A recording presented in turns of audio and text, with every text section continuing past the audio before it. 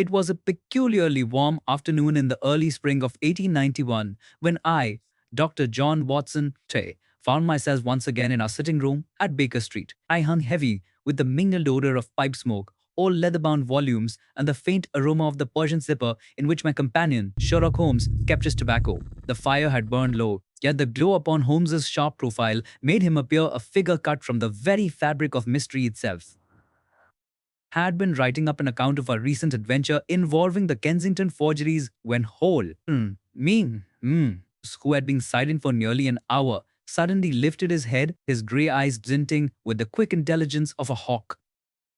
Watson, my dear fellow, I perceive from the smudge of ink upon your second finger that you've been engaged in literary labour, and from the steady rhythm of your pen that the tale nears its conclusion. Excellent, Holmes. You are correct as always, said I with a smile. Allow me.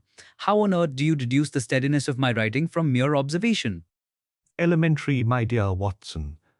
The ink upon your cuff is dried in a uniform streak, indicating no hurried blotting or smearing. A man who writes with such precision has reached the calmer passages of composition, the conclusion most likely. I laughed softly, for such trifles seemed to me beyond mortal capacity to discern. Yet with Holmes, the miraculous became mundane. Holmes, said I, do you ever tire of divining the trivial habits of your friends? Surely even your intellect must find boredom in the mundane? Yeah, on the contrary, he replied, rising to stir the fire. There is no such thing as the mundane, only the unexplored. Even the smallest grain of dust upon that mantle may speak volumes of human conduct, if one but learns to listen. At that moment, there came a firm, echoing knock upon our door. Mrs. Oculace, Mrs. Bishon Belst, Hudson's voice, trembling slightly, preceded the entry of a gentleman of remarkable appearance. A visitor for you, Mr. Holmes. He seems most anxious and, if I may say, most foreign. The gentleman entered, a tall, bronzed figure with the bearing of one accustomed to wide landscapes. His eyes were dark, his hair streaked with grey, though his face was not old. His coat, dusty from travel, hung upon his frame as though it had endured both storm and jungle. Pray, take a seat, sir, Holmes said, motioning to the chair by the fire. You have come from afar, South America, if I am not mistaken. The man started visibly. By heaven, sir, how could you possibly? The colour of your skin is not of an English tan, but the deeper hue of prolonged exposure beneath a equatorial sun. L. The pattern of dust upon your boots, reddish and granular, matches the laterite soil found in the upper reaches of the Amazon basin, and that necklace, though you conceal it beneath your collar, bears the carving style of the Tapajos tribe. Astounding! The stranger breathed. You are indeed the man I was told of, Mr. Sherlock Holmes. My name is Captain Lionel Harcourt, formerly of the Royal Geographical Society. I come to you with a matter that defies both science and reason. Holmes inclined his head. You have piqued my curiosity, Captain. Pray, enlighten us. I have recently returned from an expedition along the upper Rio Negro, he began. Our purpose was the collection of rare botanical specimens. But in one remote village we discovered an artifact, an engraved stone shaped like a rune. The natives called it the Rune of the Amazon. They feared it greatly, whispering that it was cursed by an ancient spirit. A rune, you say? I interjected. But such writing is of northern origin, Norse or Teutonic. What business would a rune have in the jungles of Brazil? Exactly, Doctor. The incongruity baffled us all. The stone bore a symbol resembling the letter, though of a material unlike any known mineral, greenish, yet metallic. I kept it in my possession for study. That, gentleman, was my first mistake. Holmes leaned forward, steepling his fingers. You speak of mistake, Captain. What consequences followed? The night after we unearthed it, one of my porters vanished. His tracks led into the jungle, but they ended abruptly, as though he had been lifted from the earth itself. Then others fell ill, stricken by fever and delirium. By the time we reached Manaus, half the expedition was dead. I alone survived. A chill passed through the room. Even Holmes, master of logic, appeared momentarily still, amazed. Nah. And now that you are in London, Now I am hunted, the man said in a low voice. Twice, within the last week, I have found my rooms in disarray. Footprints of some barefoot intruder were visible upon the carpet. Yet the door was bolted from within, and last night I received this. From his coat he drew a folded paper, which Holmes opened carefully. Scrawled across it in dark ink was a single word, return. intriguing, Holmes murmured. A primitive message, yet one that speaks of purpose. Tell me, Captain, where is the Rune now? Locked in a chest at my lodging at the Hanover Hotel. I dared not carry it here. Very prudent. Watson, I believe we have before us a matter that demands our immediate attention. The combination of superstition and physical evidence often conceals a very human villain. Shall we accompany Captain Harcourt to his hotel then? Indeed. But first, Captain, one question. You say the natives called it cursed. Did they offer any legend or warning? They said it belonged to the spirit of the hollow earth, a guardian that punishes those who disturb. B. The sacred ground. I took it for mere superstition, until now. Holmes smiled faintly. Fear, my dear Captain, is a currency that passes easily among men. Let us see if we can trace its minting. Within the hour, we found ourselves in a hansom cab, rattling through the gaslit streets toward the Hanover Hotel. The fog hung low, curling like smoke through the lamplight, while Holmes sat silent beside me, his eyes distant yet alive with calculation. You are unusually quiet, Holmes, said I. What occupies your thoughts? The pattern, Watson. Every case has one, however faint. A rune of Norse design found in the Amazon. How improbable. Either we are dealing with the relic of some lost expedition, or an elaborate forgery constructed for darker ends. Forgery? But why such trouble? Because, my dear fellow, deception thrives best when clothed in wonder. We arrived at the Hanover shortly before dusk. Captain Harcourt led us up a narrow staircase to a modest room overlooking the street. Upon the table stood a heavy iron chest, its surface scarred and rusted by travel. There it is, he said, producing a key with trembling fingers. Holmes crouched beside the chest, examining the lock. You have not opened it since your return? No, sir, not since the last attack. I dared not. Then allow me. With deft precision, Holmes turned the key and lifted the lid. Inside lay a stone the size of a man's palm, greenish-black, inscribed with runic curves that shimmered faintly in the lamplight. A subtle hum, like distant thunder, seemed to emanate from within it. Good heavens, I exclaimed. It almost seems alive. Holmes held the rune between his long fingers, turning it over. A fine piece of workmanship.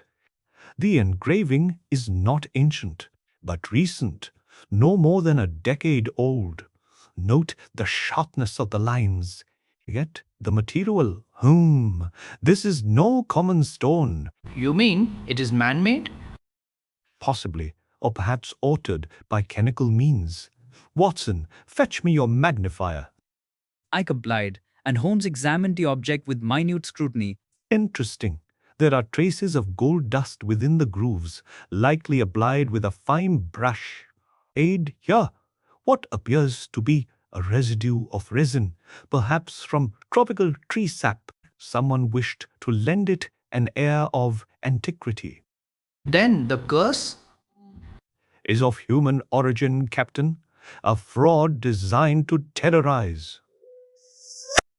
At that instant, the lamp flickered. A gust of wind swept through the room, though no window was open. The rune glowed faintly, then fell from Holmes's hand, striking the floor with a metallic ring.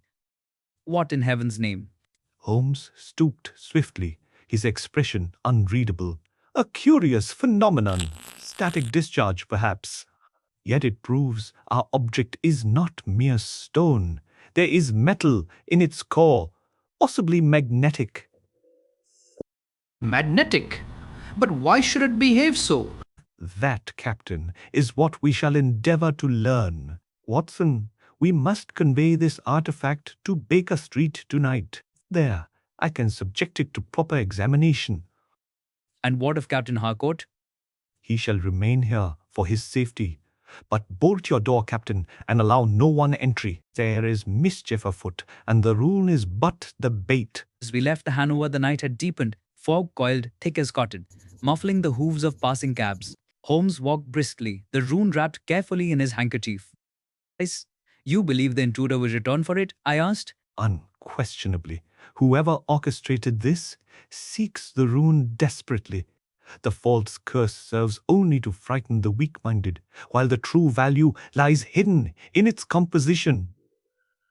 Gold, resin, magnetic ore. There is craft here, Watson, and purpose.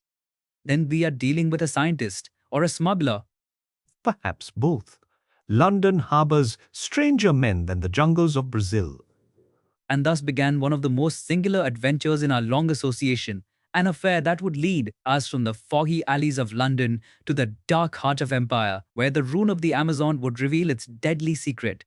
But of that, dear listener, more in due time. It was close upon midnight when we returned to Baker Street. The gas lamps along the Strand burned dim through the mist, casting a spectral glow upon the slick cobbles. The cab wheels splashed through shallow puddles, and the horse's breath steamed like spirits against the darkness. Holmes sat motionless beside me, the small handkerchief-wrapped bundle resting upon his knee like a relic from another world. When we arrived at our familiar threshold, Holmes dismissed the cab and ushered me inside. The warmth of the sitting room, the glow of the hearth, and the faint ticking of the mantel clock felt like the pulse of civilization itself after our brush with the unknown.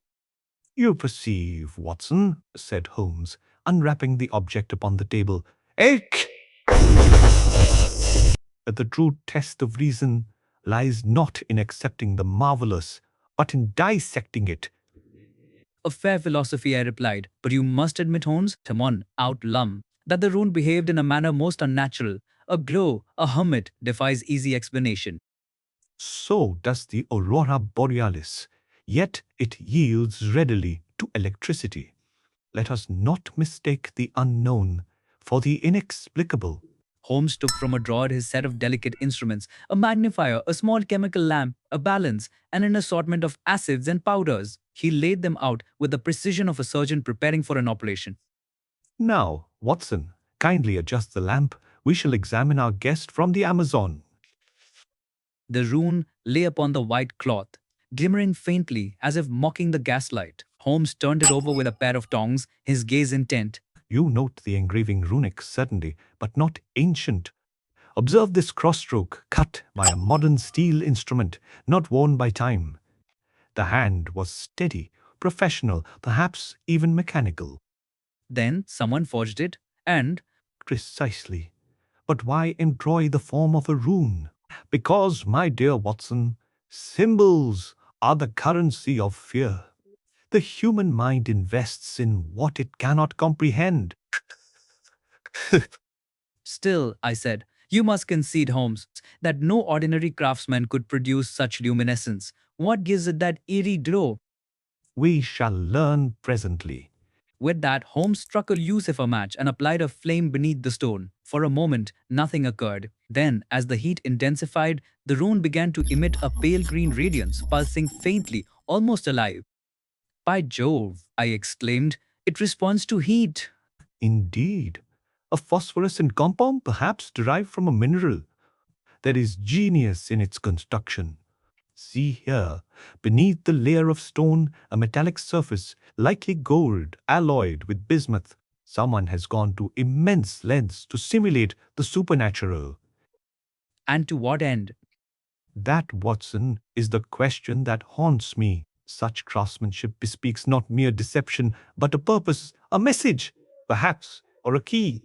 The night wore on as Holmes pursued his investigations with relentless energy. The smell of burning chemicals filled the room. The window panes misted from the heat. I, wearied by the hour, had sunk into my chair when Holmes suddenly straightened, eyes gleaming. Watson, look here. He held up a small lens through which I could see the faintest etching, nearly invisible to the naked eye letters, so minute they might have been the work of an insect. A.R. 8089. Do those initials speak to you? None that I can recall. Nor to me. Yet, but we shall not have to look far. A craftsman signs his work as an artist signs his painting. We may find our forger sooner than we expect. At that instant, there came a soft, deliberate sound. 3 knocks upon the door below. Holmes raised a finger for silence. It's the lenses! At this hour, Watson, visitors are seldom of the benevolent kind. We waited. The knock came again, louder, insistent. Holmes moved noiselessly to the window, parting the curtain by a hair's breadth. A man, tall, wearing a cloak, his hat brim pulled low, his left hand gloved, his right bare, curious. That he waits in the fog as though counting the seconds between knocks. Shall we admit him? By all means, but with discretion. I descended and opened the door. The visitor stepped inside, a figure of forbidding aspect, his features shadowed by the brim of his hat. His voice, when he spoke, was low but resolute. Mr. Sherlock Holmes? I am he, Holmes replied calmly. You come late, sir, and without invitation. State your business. You have something that does not belong to you. The stranger's eyes flicked toward the table where the rune lay. I have many things that do not belong to me, sir. Some of them borrowed from Her Majesty's library, others from the files of Scotland Yard. To which object do you refer? The stone of the Amazon. Holmes's expression did not alter by a muscle. You seem remarkably well informed. Return it, and I will trouble you no further. And if we refuse? I asked. Then I fear your refusal will invite misfortune, not upon yourselves alone, but upon the one called Harcourt. Holmes stepped forward, his eyes narrowing to points of steel. You threaten my client under my roof? That, sir, is ill-advised. Who are you? A messenger, came the cold reply, nothing more. And from whom do you bear this message? From one who understands the power of the rune. Before we could detain him, the man turned sharply and vanished into the mist, sir, leaving only the echo of his boots upon the stair. I rushed to the door, but the street lay empty. Only the fog swirled like pale ghosts beneath the lamplight. Watson, said Holmes quietly, bolt the door. We are not yet done with our visitor. For a long moment, neither of us spoke. The air seemed charged with invisible tension as Holmes stood by the fire, his hand upon his chin, the other holding his pipe as if it were a conductor's baton. Holmes, I ventured, surely this is no mere robbery. 'Tis I know. That man knew of the rune, of Harcourt, even of our involvement. Precisely, Watson. Which tells us he has been watching since before tonight. I should have suspected as much. The pattern is widening. Then Harcourt may be in grave danger. Unquestionably. We must act before dawn. At that moment, a distant cry pierced the night, faint yet unmistakable. A man's shout, followed by the clatter of wheels upon the cobbles. Holmes sprang to the window, his keen eyes cutting through the gloom. A hansom overturned. There by the corner of Baker Street. Quick, Watson. We snatched our coats and hurried out. The fog closed around us like a living shroud. A small crowd had gathered near the curb where a cab lay tipped upon its side. The horse whinnied, half mad with fright. Echoriza. Holmes knelt beside the fallen driver, a burly man with a wound upon his temple.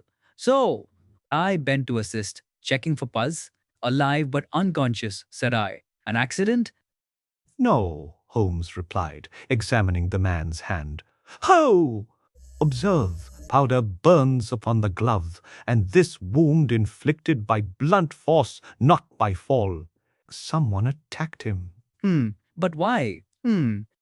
Because he was carrying a passenger. Look here.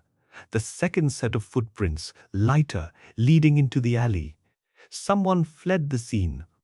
Shall we follow? Instantly. We pursued the trail through the fog-drenched lanes, the gas lamps blurring like will-o'-the-wisps. The prince turned sharply, vanished, reappeared in the mud behind a shuttered warehouse. Holmes stopped, listening. Watson, there. A shadow moved. We gave chase, but the figure was swift and vanished into the night. When we reached the corner, all trace was lost. Clever, Holmes murmured. He knows the streets as well as I. Holmes, what can it mean? It means our adversary is no amateur. This was no random attack, but a diversion. Why we chase phantoms, another hand may strike elsewhere, perhaps at the Hanover Hotel. Harcourt. Hmm. Precisely. Come, Watson, we must reach him before the shadow does.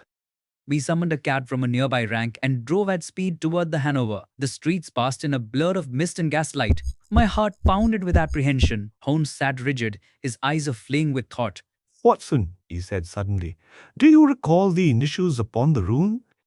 AR 1889. And do you recall an engineer of that name? Arthur Renshaw, once expelled from the Royal Institute for experiments in magnetic metallurgy? The same who attempted to produce artificial gold? The very one. If my memory serves, he disappeared 6 years ago after a failed venture in Brazil. Then, good heavens, could the rune be his work?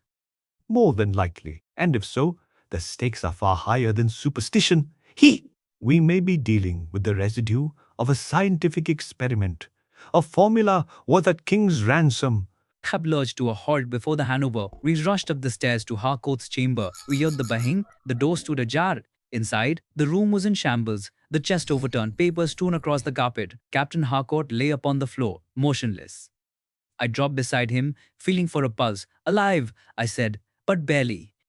Holmes surveyed the wreckage swiftly. They found nothing. They searched for the rune, but we removed it. Watson, the attack confirms it. We have crossed the path of a desperate man. Then we must hide the rune, Holmes, destroy it even.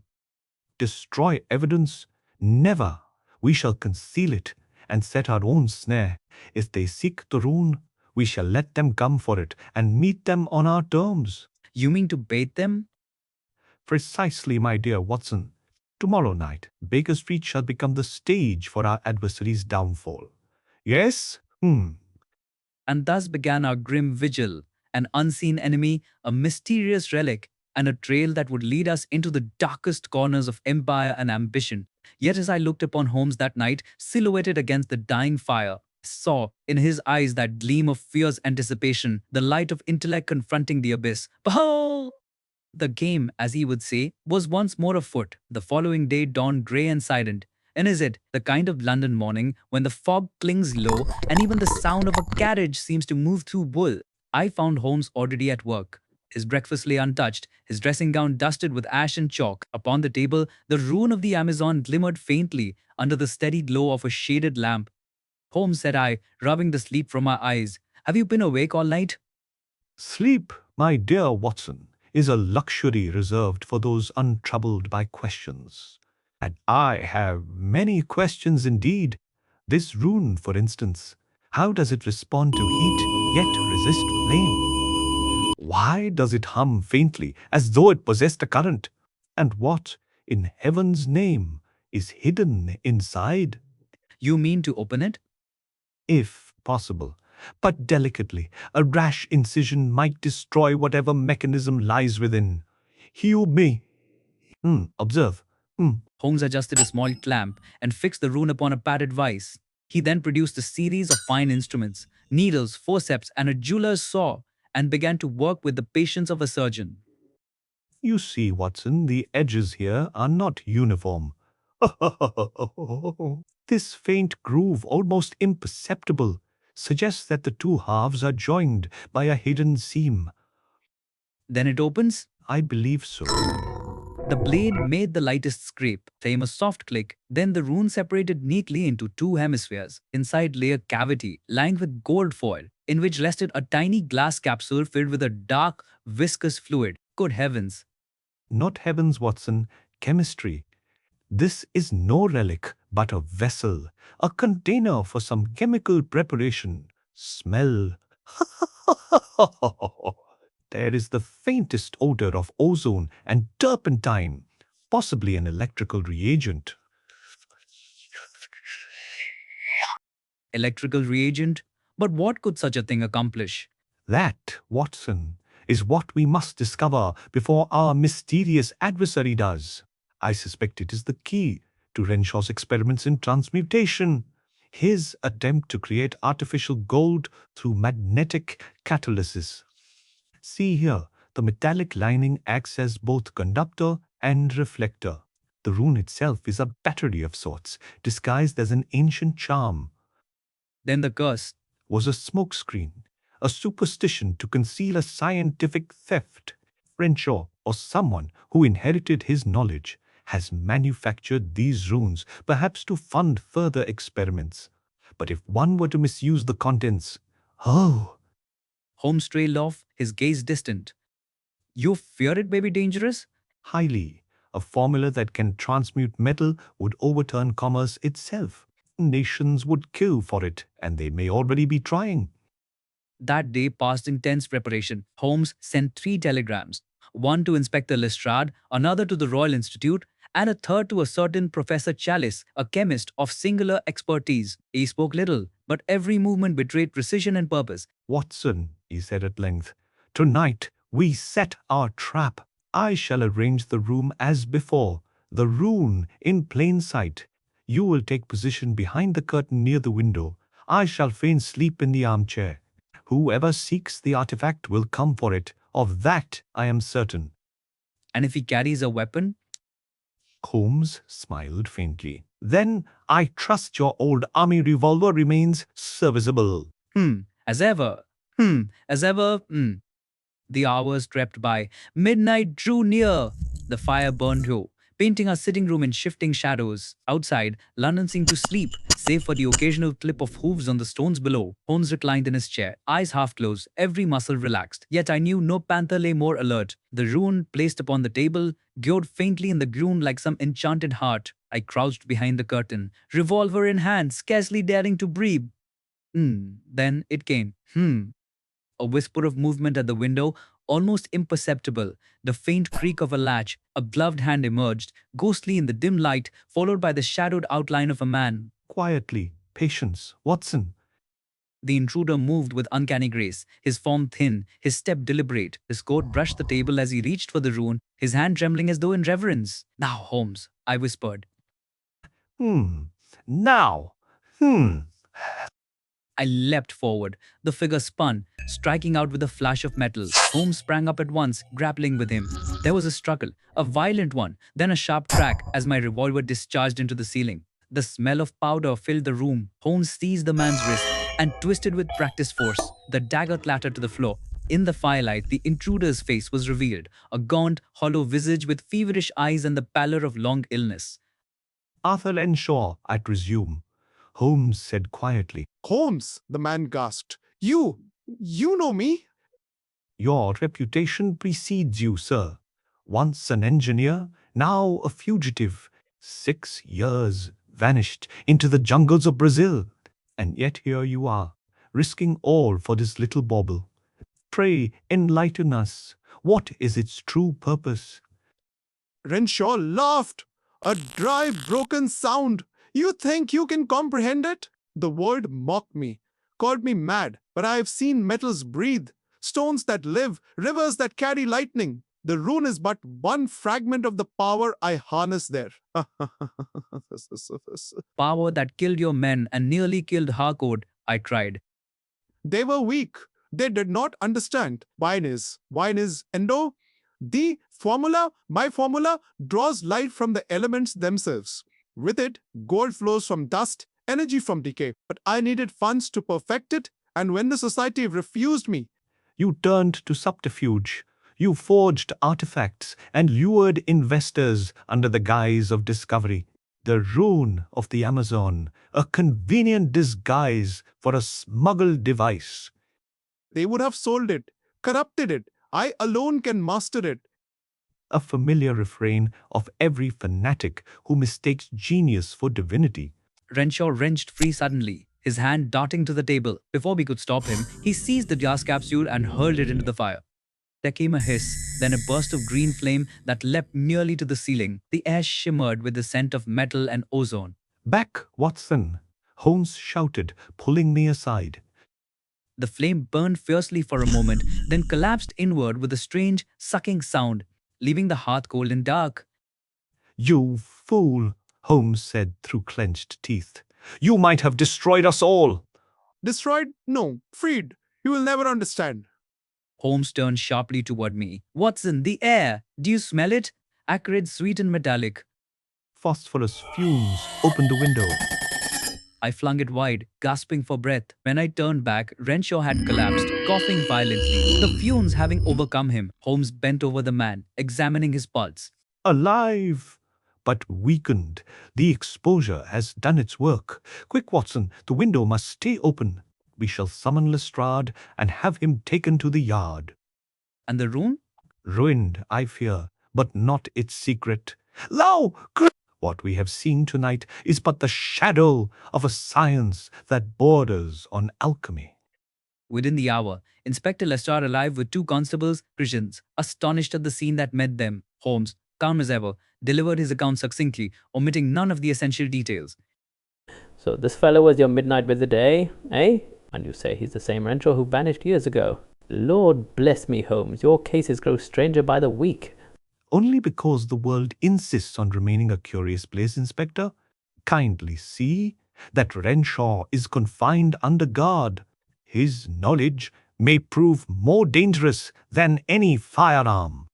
Aye, we'll see to it. And what of this object? Holmes regarded the charred fragments of the rune, now dull and blackened.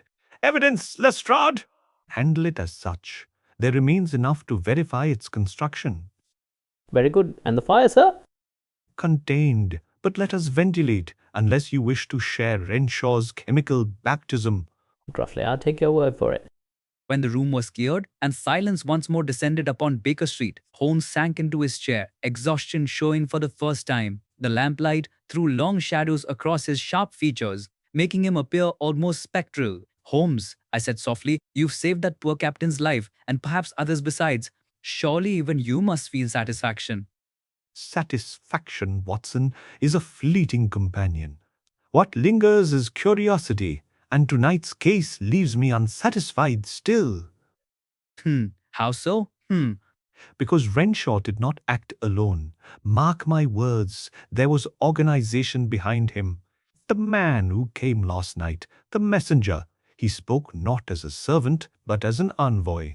Somewhere in London, another mind commands this enterprise. And you mean to find it? Naturally, the rune of the Amazon was but a fragment. I intend to learn where the others lie. Others? Did you not notice when I split the rune the numbering within the rim? Roman numerals, meaning it was the third of its kind. Two more at least exist, and perhaps more beyond. I stared at him, incredulous. Then this affair is far from over. Indeed, the true adventure begins now, and, if I am correct, our next encounter will not be in London at all. He gazed toward the fog-streaked window, his expression distant, prophetic. Then where, Holmes? I asked. Where else, my dear Watson, but the Amazon itself? And with that quiet pronouncement, the embers upon the hearth flared and died, as though echoing the vast unknown that awaited us. The weeks that followed were filled with a feverish energy I had not witnessed in Holmes since the AA, Fair of the Sign of Four. He spent hours among maps and journals, poring over shipping records, missionary letters, and the papers of the late Arthur Renshaw. By the first week of June, his purpose was clear. The mystery of the rune could not be solved from the fog of London. It must be pursued to its birthplace, beneath the equatorial sun. Thus, we found ourselves aboard the Royal Intrepid, bound for the port of Manaus. The voyage took nearly 3 weeks, the air growing warmer and thicker each day as we crossed from grey Atlantic squall into the endless blue expanse of the tropics. I recall vividly the night Holmes stood upon the deck, his thin frame silhouetted against the blazing stars. The southern constellations burned above us like runes of fire themselves.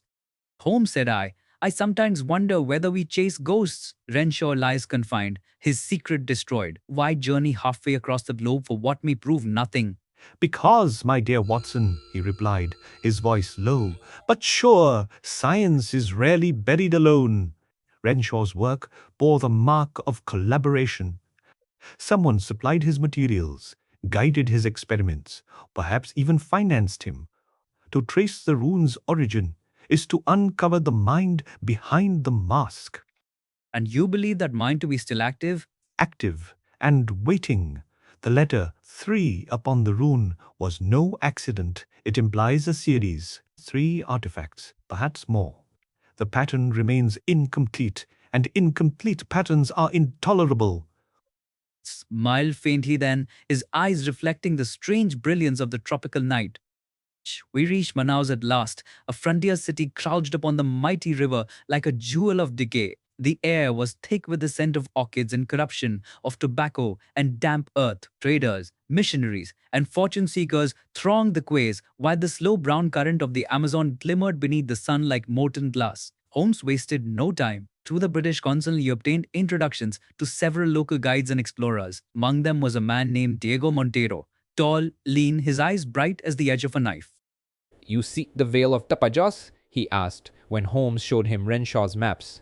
Many claim it exists. Few who go there return. It is said to be cursed. Curses, my good Montero, are but legends poorly translated. I am interested only in facts. You have been upriver? Twice. Senhor Holmes.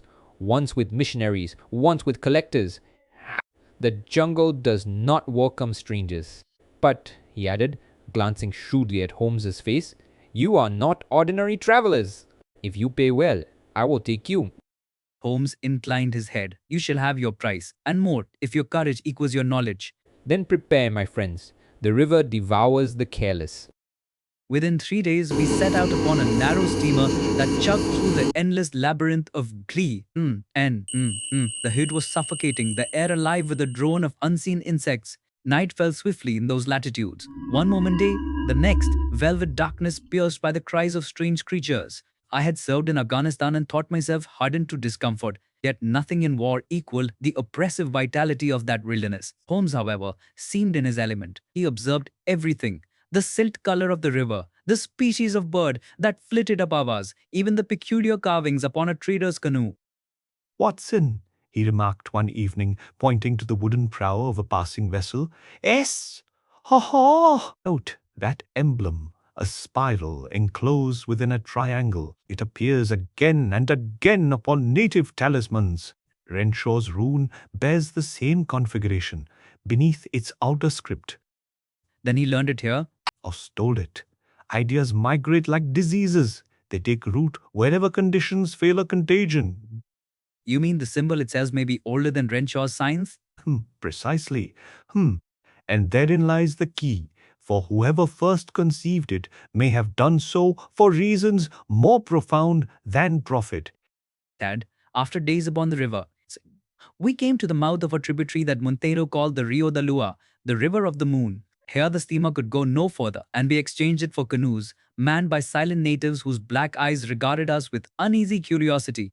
As we pushed deeper into the jungle, the light itself seemed to change, green and gold filtering through the canopy like liquid. Like liquid, strange orchids clung to the trunks, their blossoms like open mouths. Kakar, told. The air vibrated with the hum of unseen life. On the 5th day, Montero halted. Ahead lay a mound, overgrown yet unmistakably artificial, stones arranged in terraces carved with symbols faintly visible beneath the moss. There, he whispered, the temple of the hollow earth. The same name the natives gave to the spirit that guarded the Rune, I murmured. Holmes studied the ruins intently. Indeed, a coincidence too precise to ignore. We approached with care. The air was unnaturally still. The cries of birds hushed. At the base of the mound, we discovered a narrow stair descending into darkness. Torches, Watson, Holmes commanded. We go below. The passage was carved of stone, the walls damp with age. Symbols, runes, or something like them glimmered faintly beneath the soot of centuries. The air grew cool, tinged with the scent of metal. After perhaps 20 yards, we entered a chamber so vast it seemed to breathe. At its center stood an altar of black stone, and upon it, by heaven, another rune, twin to the one we had found in London, though larger and unbroken. Its surface buzzed faintly with a light that came from no torch.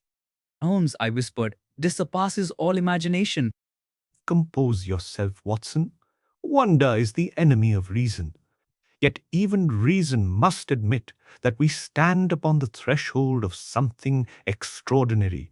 Holmes stepped forward and bent over the altar. Observe, here again the numerals. I, the first of the series. If the London specimen was 3, this must be its precursor. And note this. Kuch, he pointed to a recess at the base of the altar where a metal plate lay half buried in dust. Upon it were etched the words, "The source lies where the earth swallows the sun." A riddle, I said. A direction, Holmes corrected softly, but toward what we must determine. As he spoke, Montero gave a sudden cry. He had turned toward the entrance, where faint footsteps echoed down the stair. Extinguish the torches, Holmes hissed. We stood in total darkness, save for the rune's dim pulse. The footsteps descended slowly, steadily, then paused. A voice spoke, low and chilling. I warned you, Serrano Holmes. The jungle does not forgive trespass. A woman stepped into the light, tall, pale-skinned despite the sun. Her garments of expedition cut, yet her bearing regal. In her hand she held a lantern that cast shifting shadows across the walls, her eyes black as volcanic glass, fixed upon Holmes, Woke. And you are? Dr. Livia Serrano, former associate of Arthur Renshaw. And if you value your lives, you will leave what you have found. High off. Then it was you, I cried. You sent the messenger to London. Yes, I sought to recover what belonged to us before fools like Renshaw destroyed it. Us, Doctor. You speak as one of a company. A society, Ordo Aeternitatis. We guard what remains of ancient knowledge. The runes are not inventions of science, but fragments of a language older than civilization. Renshaw believed he could replicate their power. He failed. You too will fail. Holmes regarded her coolly. If you are correct, then why seek to hide this knowledge rather than reveal it? Because mankind is not ready. You English tinker with reason and call it mastery.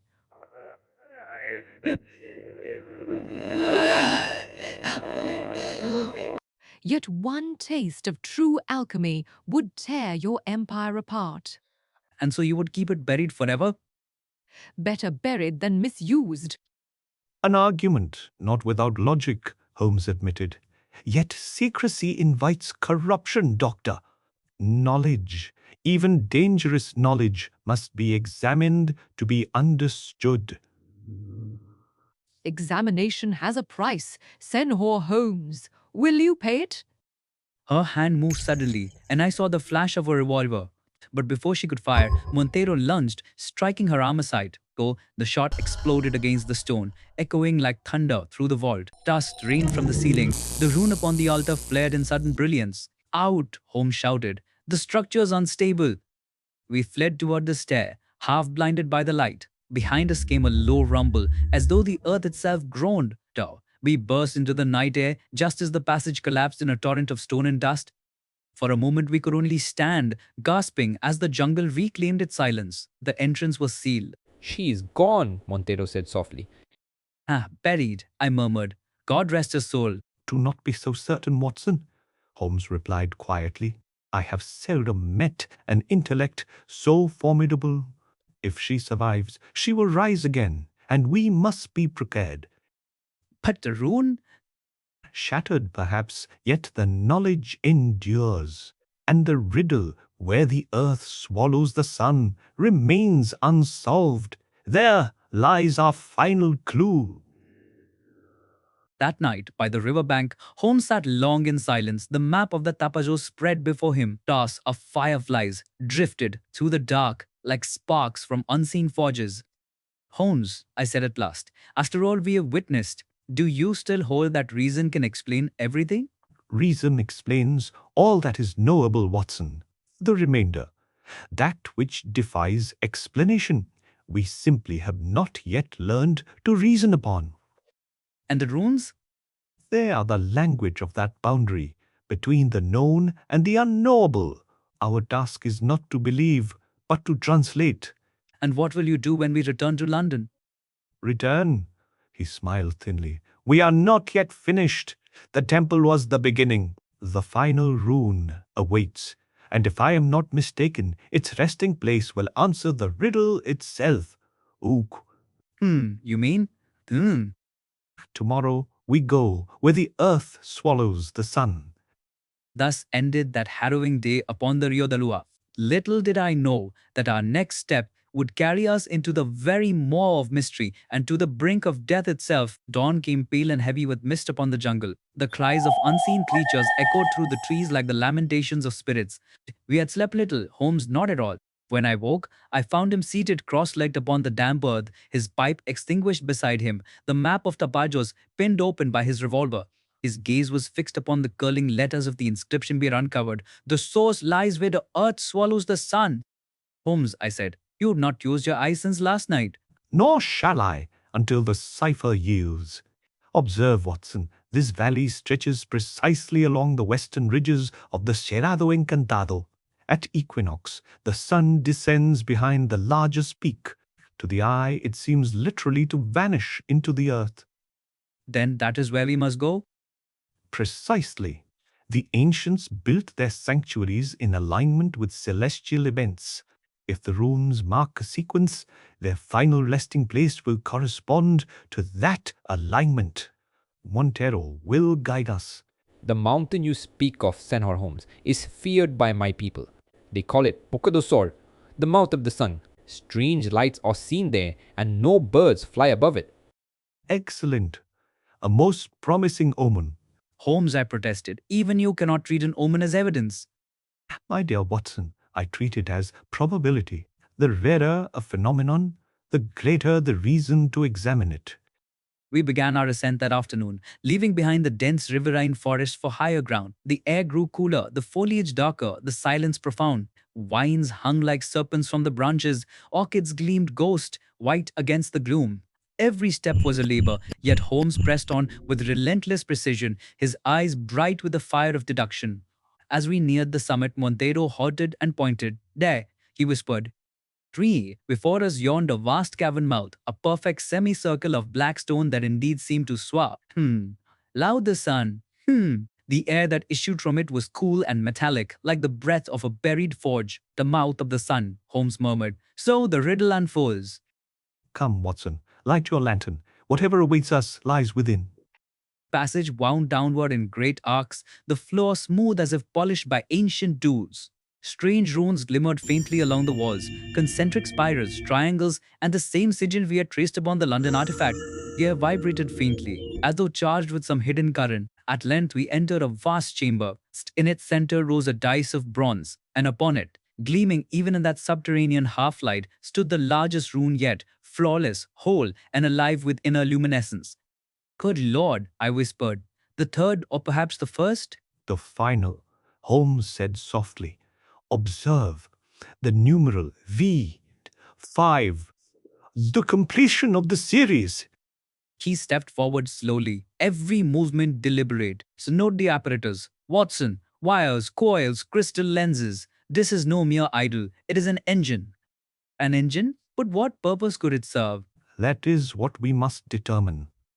He bent over the structure, fingers tracing the lines of metal that ran from the base to a series of copper globes. Electromagnetic induction, primitive yet sophisticated. And here, a pressure chamber. By the heavens, Watson, this device might generate energy from mineral transformation. Then Renshaw's theories were but an imperfect echo of this. Imagine a civilization that harnessed the forces of the earth long before Europe conceived of electricity. It defies reason. Reason expands, Watson. It does not break. The universe is broader than our understanding, yet it remains lawful. As he spoke, a faint voice echoed from the shadows behind us. You begin to understand, Senhor Holmes. We turned. From the darkness emerged Dr. Livia Serrano, her garments torn, her face pale but composed. Against all belief, she had survived the collapse of the temple. In her hand, she carried a small metal rod, like a conductor's wand. You see now why it must remain hidden. This device is the heart of the runes, the source. It can transmute matter, yes, but more than that, it feeds upon it. It feeds upon it. Once awakened, it will draw energy until nothing remains. You mean it destroys? It consumes. The ancients sealed it here when they realized what they had unleashed. Renshaw's arrogance would have awakened it anew. You must not make the same error. And yet you return, Doctor. Why? To end it, forever. There is a sequence upon the runes, 5 in total. Together they form a circuit. I destroyed 2. Renshaw's fragment was the 3rd. Only this remains. If I disrupt its core, the secret dies with it. You would destroy the greatest discovery of mankind? I would preserve mankind from it. You speak with conviction, Doctor, yet conviction is no substitute for certainty. Permit me to test your hypothesis. Before she could stop him, Holmes reached for a lever at the base of the dice and pulled. At once the chamber trembled, and the rune's glow intensified, casting the walls in shifting hues of green and gold. The air vibrated. The hair upon my arms stood on end. Holmes, I cried, are you mad? Quite possibly, he replied, but observation demands demonstration. Fool, you have awakened it. A deep hum filled the chamber, rising in pitch until it became a shriek. The rune pulsed violently, and the metallic floor beneath us grew warm. Sparks leapt between the copper globes. Holmes examined the readings upon a small instrument he had brought, a galvanometer of his own DZ. Remarkable, he muttered. The device channels geothermal pressure into magnetic force. But, his sentence broke off as a blinding flash seared the air. The rune flared white, and for an instant I saw shapes within the light, human forms, perhaps illusions, shifting like smoke. Holmes, shut it down. If my deduction is correct, the circuit must be reversed here. He struck the lever back. A shudder ran through the chamber. The light dimmed, faltered, then steadied. The hum subsided to a low throb, like a heartbeat. Smoke rose from the copper coils. It lives, Serrano whispered. No, Doctor, it sleeps again. I have merely completed the cycle, not destroyed it. The mechanism is self-regulating. It draws only when disturbed. Then you have learned nothing. It will awaken again. Perhaps, but not today. Holmes removed a small crystal from the core, no larger than a coin, yet luminous. This, he said, holding it up, is the true rune. The rest is housing. You would take it. To study, not to wield. Science, Doctor, does not fear knowledge, it fears ignorance. Serrano looked at him long, then nodded wearily. Then promise me this, Holmes. If ever you learn what it truly is, destroy it. I promise nothing, Doctor. Promises are chains upon reason. But I shall act as conscience dictates. We emerged from the cavern at dusk. The sun sank in fire beyond the jungle, its lower rim swallowed by the horizon. For a moment, it seemed the very earth consumed the light. The riddle made real. Holmes stood upon the ridge, the crystal glowing faintly in his hand. Watson, he said softly, observe the perfect symmetry. As above, so below, light devoured by earth, yet reborn each day. Thaper 4. Nature herself writes her runes across the heavens. And the power we found below? A reminder that knowledge is neither moral nor immoral, but merely potent. It is man who gives it purpose. And what of Dr. Serrano? She will vanish again. Some souls are too bound to the mysteries they guard. I shall not pursue her, but And the crystal? it shall rest where it cannot be abused. I will consign it to the vaults of the Royal Society under seal. Perhaps in a century or two, mankind will be wiser. We descended the mountain in silence, the jungle awakening around us. By the time we reached Manaus, the word of fog and hansom cabs seemed a dream long vanished. Some weeks later, back at Baker Street, the adventure seemed almost unreal. The London air was cool once more, and the rain tapped gently upon the window. Holmes sat by the fire, a violin across his knee. Upon the mantelpiece lay the small crystal, sealed within a lead case. Holmes, I asked, after all we endured, the journey, the danger, do you feel we succeeded? Success, Watson, is a matter of definition. We have prevented catastrophe, preserved knowledge, and gained insight. Whether the world ever learns of it is immaterial. And yet, some part of you must still wonder. Naturally, but wonder, properly directed, is the seed of deduction. You see, my dear friend, this case taught me that even the wildest superstition may conceal a scientific truth if only one looks beneath the veil. Then you admit there are still mysteries beyond even Sherlock Holmes? He smiled, his eyes glinting. Of course, without mystery there would be no pursuit, and without pursuit I should be intolerably bored. He drew his bow gently across the strings, and a low, haunting melody filled the room. Neither wholly joyous nor sorrowful, but somewhere between, Aumoto, like the hum of that hidden rune deep in the earth. I watched him in silence, marveling as ever at the strange blend of intellect and emotion that made the man unique. And so ended the adventure of the Rune of the Amazon, an affair that carried us from the forbes of law, down to the furnace of the equator, from reason to revelation. Whether the world will ever know the truth of what we discovered, I cannot say. But I, John H. Watson, shall never forget the sight of that light beneath the mountain, nor the calm voice of my friend who faced it without fear. For to Sherlock Holmes, in all things, even the miraculous is Elementary, my dear Watson.